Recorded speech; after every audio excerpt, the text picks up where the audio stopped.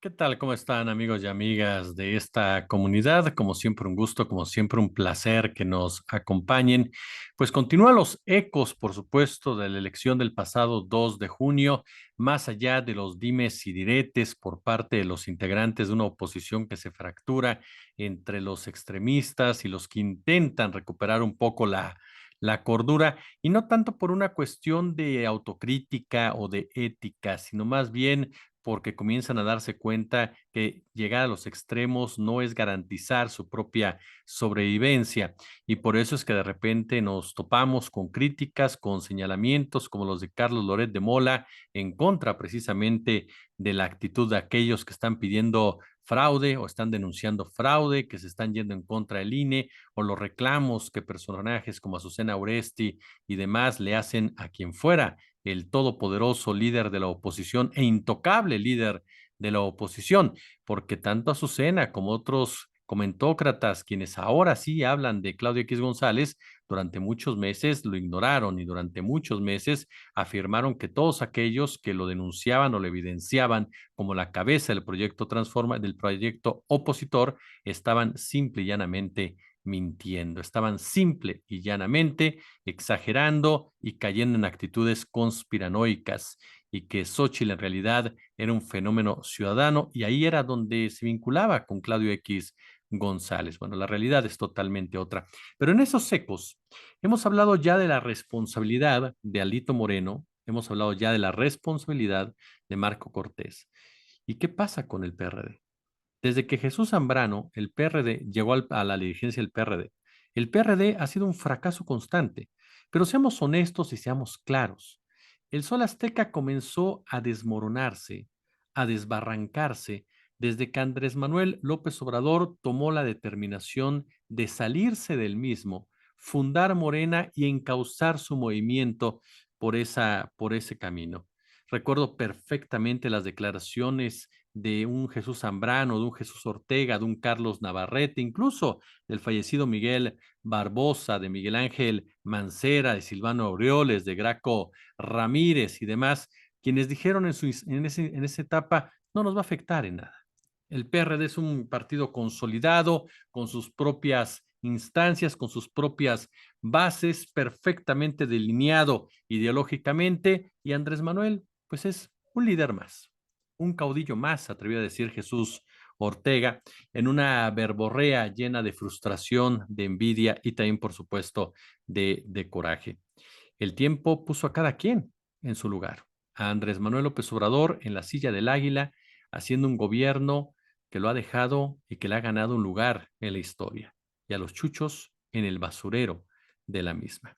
Jesús Zambrano, Jesús Ortega, Carlos Navarrete y todo este séquito se integraron al PRD cuando este partido comenzaba, por supuesto, a formarse, cuando daba sus primeros pasos, una lucha que estaba totalmente legitimada por ese fraude de 1988, cuando el ingeniero Cuauhtémoc Cárdenas, junto con Ifigenia Martínez, Eberto Castillo y demás, tomaron las riendas precisamente del futuro de la llamada izquierda mexicana, el nacionalismo mexicano, y decidieron confrontarse al neoliberalismo desde la vía institucional.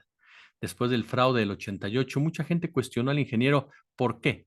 ¿Por qué no había tomado una determinación para levantar a los millones que estaban de su lado, incluso a intereses priistas que se daban cuenta que con la llegada del neoliberalismo serían desplazados de la élite, y en donde existían incluso también generales, porque no olvidemos que el ingeniero Cuauhtémoc Cárdenas es hijo de uno de los grandes generales de esta historia, que durante muchos años hubo gente que al interior del ejército le tenía lealtad a dicho apellido. Es más, se sabe muy bien que al interior del ejército el candidato presidencial favorito era precisamente el ingeniero Cuauhtémoc Cárdenas. Sin embargo, Cárdenas actuó de manera muy madura, muy responsable, actuó de una forma clara y contundente. El cambio tendría que ser por la vía institucional. El cambio tendría que ser por la vía correcta, aunque costara más trabajo, aunque incluso costara vidas, porque hay que recordar que durante esos primeros años el gobierno de Carlos Salinas de Gortari se lanzó de una manera desbordada y criminal en contra de integrantes del Sol Azteca en diferentes regiones del país, asesinando una muy buena cantidad en lugares como Guerrero, como Oaxaca, como Chiapas y en gran parte del sureste mexicano. No fue una lucha fácil. Los medios de comunicación se cerraron de manera sincronizada para ignorar durante mucho tiempo a la tercera opción de gobierno. A final de cuentas, al sistema no le convenía que hubiera una tercera voz y desde ese instante comenzó esta estrategia para desaparecer al PRD, para aislarlo, para marginarlo, para ubicar a sus principales líderes como revoltosos, como enemigos de la estabilidad, como generadores del desastre. Y funcionó durante mucho tiempo, a tal grado que hablar del ingeniero Cárdenas era hablar de comunismo, hablar de un joven político que comenzaba ya a despuntar a nivel nacional, era hablar de virulencia, era hablar de estridencia, era hablar de agresividad, era hablar de Andrés Manuel López Obrador, atacado desde ese instante por los medios de comunicación, quienes defendieron a un gángster como Roberto Madrazo Pintado. Ha sido todo un viaje el del PRD. Esos años de los ochentas, por supuesto, de los noventas, lo fueron situando en escenarios bastante bollantes, en escenarios en donde cada vez que el PAN y el PRI tomaban una determinación y perdían legitimidad y credibilidad, el PRD ganaba por su congruencia. Siempre ha habido personajes inefables dentro de los movimientos de izquierda, de derecha, de los que ustedes quieran, pero la esencia del mismo se comportaba. Llegó entonces 1997, aquella noche cuando el PRI pierde precisamente la mayoría en el Congreso de la Unión y el Partido de la Revolución Democrática alcanza la jefatura de gobierno, confirmando que la Ciudad de México era de izquierda. Comienza entonces en la gestión, el gobierno del ingeniero Cuauhtémoc Cárdenas y comienzan los cambios en la capital de la República Mexicana, que estaba hundida completamente de la mano de una regencia criminal y gangsteril como la de Óscar Espinosa Villarreal. Vino entonces la competencia por las elecciones presidenciales del 94, el asesinato de Luis Donaldo Colosio, la presencia de Cárdenas, que lamentablemente lo llevó a un tercer lugar, con una actitud de Diego Fernández que se retrae para que gane Cedillo y aproveche el miedo que existía en la población. Llega entonces el año 2000 y la alternancia pactada para que Vicente Fox llegara al poder sin ningún tipo de limitaciones. Un Cuauhtémoc Cárdenas que quedaba ahí, a la expectativa, que su época había terminado, su liderazgo era histórico, su nombre respetado, pero su etapa ya había terminado. Y es cuando empieza a surgir entonces el nombre de Andrés Manuel López Obrador como una figura importante. ¿Por qué? Porque sí, Cárdenas pierde en el 2000 la presidencia, pero Andrés Manuel gana la jefatura de gobierno. Y comienza la historia entonces del líder más importante de la izquierda del México moderno. Comienza entonces la persecución del gobierno, del sistema, ya no en contra de Cárdenas y de sus huestes, sino en contra de los nuevos liderazgos del Sol Azteca. Todos recordamos a Andrés Manuel López Obrador poniéndole un baile literalmente a Diego Fernández de Ceballos y acabando con ese mito del gran debatiente, del gran orador, del jefe Diego Fernández de Ceballos. Andrés Manuel López Obrador comienza a tomar entonces el control del PRD, comienza entonces a rodearse de la gente que él necesita pensando en la elección presidencial del año 2006. Y comienzan las traiciones, como la de Rosario Robles Berlanga, esta mujer quien se involucró con este personaje tan inefable como Carlos Ahumada, quien a su vez tenía una relación, un pacto con Diego Fernández, con Carlos Salinas, con la intención de evidenciar al corrupto de René Bejarano. Un golpe que trató de minar la credibilidad en el político tabasqueño, pero que no le hizo gran cosa, porque la popularidad de Andrés Manuel López Obrador desde esa época ya estaba perfectamente protegida. Todo lo que se decía de él se le resbalaba como una especie de teflón. Entonces, si no funcionaban los videoescándalos, había que hacerle un lado en la contienda. Y se fueron con el tema del desafuero, que es el quiebre en donde México se polariza.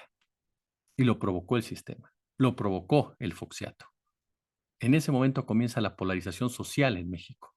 En ese momento, una cantidad de gente que seguía a López Obrador comienza a darse cuenta que el sistema no iba a permitir fácilmente la llegada al poder. Vino el fraude, por supuesto, del 2006, y Andrés Manuel López Obrador se dio cuenta poco a poco que se iba quedando rodeado de traidores, que esos personajes como Amalia García, como Jesús Ortega, como Navarrete, como Jesús Zambrano, no tenían la fuerza de luchar realmente por las convicciones de izquierda, que eran fácilmente corruptibles y que el dinero ya los había envilecido. Por eso vimos esa actitud de separarse del movimiento cuando se protestaba en Reforma, de ridiculizarlo, de minimizarlo, de hablar de que el PRD no era de caudillos, sino que era una institución política y por lo tanto eran fundamentales los grupos que de ella emanaban. La realidad de las cosas es que el PRD poco a poco se fue fracturando, pero Andrés Manuel López Obrador no quiso acabar, digámoslo así, directamente del partido. Simplemente dijo, nada me deben, nada les debo, estoy en paz. Y hasta aquí llegué, sobre todo a raíz de la postura del PRD de respaldar el pacto por México con Enrique Peña Nieto. Ese pacto que buscaba reformas, sí, pero reformas que eran la antítesis de cualquier concepto de izquierda y que vinieron a evidenciar la podredumbre de sus nuevos dirigentes, la podredumbre de un grupo de políticos completamente ambiciosos, voraces, políticos totalmente iguales que el PAN y que el PRI, políticos que traicionaban la máxima precisamente de la izquierda, políticos que avalaban reformas neoliberales, políticos que avalaron la compra de votos de Enrique Peña Nieto, todo con este pragmatismo de lo políticamente correcto, de que se buscaban acuerdos por el bienestar de México. Por supuesto que no, se buscaba el beneficio de estos liderazgos de los chuchos y con ellos una jefatura de gobierno que hundió a la ciudad en la corrupción, en el crimen organizado, en la violencia, en el desamparo, de la mano de un político como Miguel Ángel Mancera que llegó al poder extorsionando literalmente a Marcelo Ebrard, amenazando con que se iría al PRI y que a final de cuentas se la cobró también, sacando a Ebrard literalmente del país. Mancera se comportó como lo que era, un policía en el poder, un tipo que veía solamente por sus propios intereses y que no tenía ningún tipo de reparo para hacer negocios hasta de tragedias como el sismo del 2017, la peor época de una jefatura de gobierno y que sin embargo en la mente banal de Mancera, en esa vanidad que todo político de repente lleva consigo y que los envilece de tal forma que pierden contacto con la realidad, se creyó que podía ser candidato presidencial, creyó que podía competir por la silla del Águila, a pesar de que sus números en la Ciudad de México eran verdaderamente lamentables. No llegó a hacerlo. ¿Por qué? Porque no tenía capacidad para ello, porque no tenía carisma, porque no tenía credibilidad, porque su gobierno había sido un fracaso. Pero el PRD lo seguía manteniendo ahí como su carta fuerte, a tal grado que le dio posiciones posteriormente en el Senado de la República. Llegó entonces el año de la total desvergüenza del PRD. Si ya de por sí el Pacto por México había mostrado la podredumbre de los chuchos, el aliarse con el PAN, sí, con el PAN, ni siquiera con el PRI, con el PAN, apoyando a un tipo como Ricardo Anaya, un sujeto que traicionó a todos y cada uno de los panistas mismos, que provocó que los Calderón se fueran y regresaran del partido, que lo acusaran de lo mismo que son ellos, que traicionó a Gustavo Madero, que traicionó a aquellos que le dieron la oportunidad de crecer. Ricardo Anaya, en la cara perfecta de ese nuevo pragmatismo amoral que ya cruzó cualquier límite de la ética. A ese personaje apoyó el PRD. A cambio de que apoyaran a Alejandra Barrales, imagínense a Alejandra Barrales para la jefatura de gobierno. Morena ya estaba lista para tomar el control de la Ciudad de México porque la gente supo diferenciar perfectamente quién era Morena y tomar la presidencia de la República. El PRD comenzó a palidecer y comenzó a desaparecer.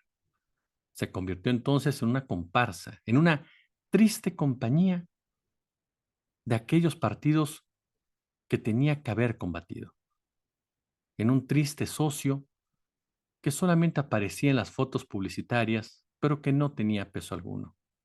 En un partido negocio que sus integrantes principales, sus cabezas, solamente estaban ahí para hincharse los bolsillos de dinero público.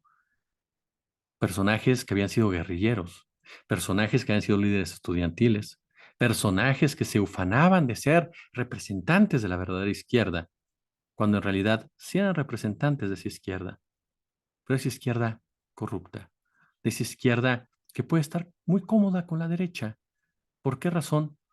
Porque a final de cuentas los une ese pragmatismo en donde la ideología y los principios son como el árbol que da moras. Un PRD que fue perdiéndolo absolutamente todo, hasta la vergüenza. Un PRD que ahora desaparece, porque la gran pregunta es, ¿qué aportaba ya el PRD? ¿Quién votaba ya por el PRD?